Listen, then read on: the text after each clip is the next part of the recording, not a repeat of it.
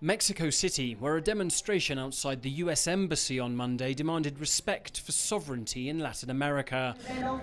Organised by civil organisations, the Mexican demonstrators continue to highlight the forced seizure of Venezuelan President Nicolas Maduro, saying it sets a dangerous precedent.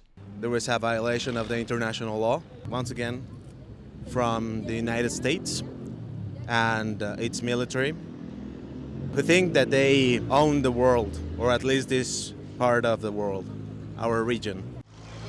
The US Embassy in the Mexican capital was closed in observance of a US federal holiday, but that didn't stop protesters from voicing their anger over the latest US actions in Latin America. Latin America has always suffered from US intervention, be it military or economic. Mexico has seen two major US invasions.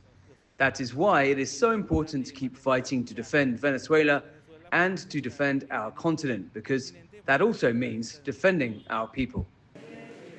Mexico too is under pressure from Washington to allow US military forces to operate inside the country in the fight against narco-trafficking, a request President Claudia Sheinbaum has repeatedly denied. He asked if we wanted more help from his forces in Mexico.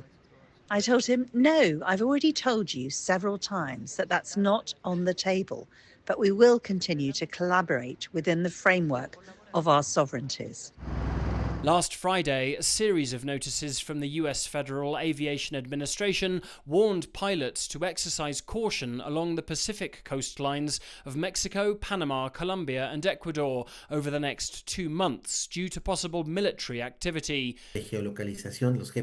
Further details were not given, but for Latin American security analyst David Saucedo, the message is one of heightened belligerence. En México generó una profunda inquietud. In Mexico, this caused deep concern because it mirrors exactly what happened before the US operation in Venezuela. First, an air exclusion zone is created, GPS and communications are disrupted, and only then does the ground operation follow. That's why this announcement can't be treated as routine.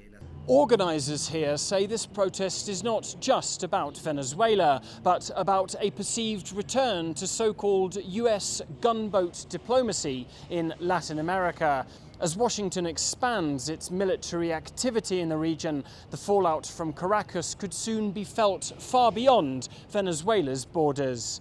Alasdair, Baverstock, CGTN, Mexico City.